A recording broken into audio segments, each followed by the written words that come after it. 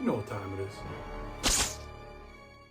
Let me start this off by saying I love Spider-Man 2. There's no better feeling than being able to jump in and swing around the city of New York, and Insomniac did this so well. I mean, I felt like Spider-Man, and I wasn't taken out of the experience not even once. There's something truly magical about soaring through the sky that makes you feel like you're on top of the world. And in other ways, this is true for Peter and Miles because there's a sense of pride that comes with saving so many people. Though along the way, Peter forgot why he became Spider-Man in the first place because of the symbiote. But like any classic Spider-Man story, Peter slowly started to lose himself and he was turning into his own worst enemy. Quickly, pride, revenge, and hate filled Peter's heart, losing his once compassionate and loving self. And at this point in the story, Peter had already let every other part of his life flatline, which reinforced the duality between him and the symbiote. And Peter wouldn't let his life spiral out of control if he himself was in control. Clearly, he's haunted by the memories of his past and blames himself for a lot of the tragedy in his life, and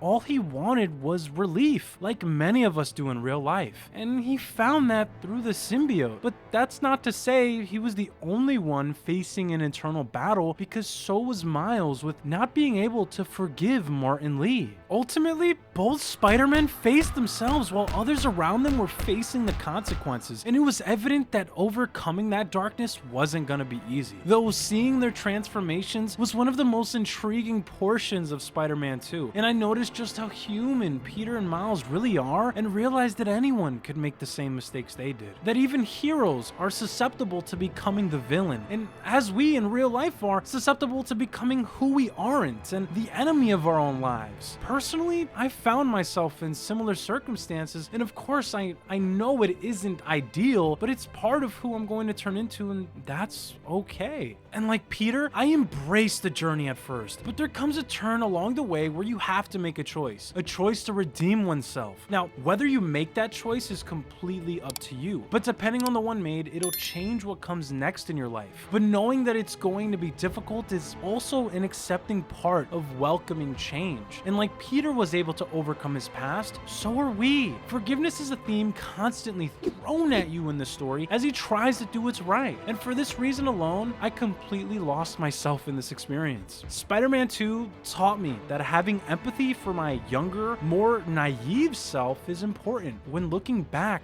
on my life. No matter what decision we make or don't make, we can't let them define us. Also, searching for something to numb our pain won't do us any good. Just like how Peter craved the symbiote when he needed it the most, this is an addiction well known to some and downright traumatizing for others. But subduing your anger, hurt, or inner conscience may help in the moment, but for Peter, he was consumed by it, unable to break out of his symbiotic trance. But by fighting like hell to get through it, he ended up on the other side as a better Spider-Man and Peter Parker. And oftentimes, we don't stop and look at our lives for what they are and how we may be hurting others by being so caught up in ours.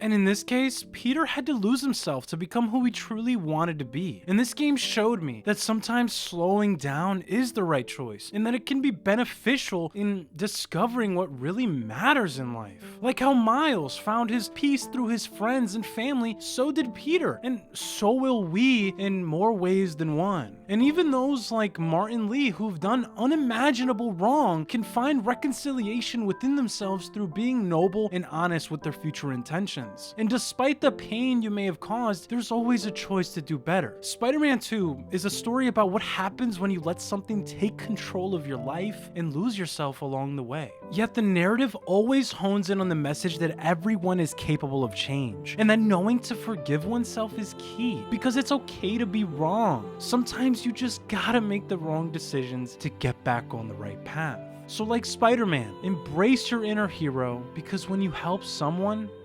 help everyone.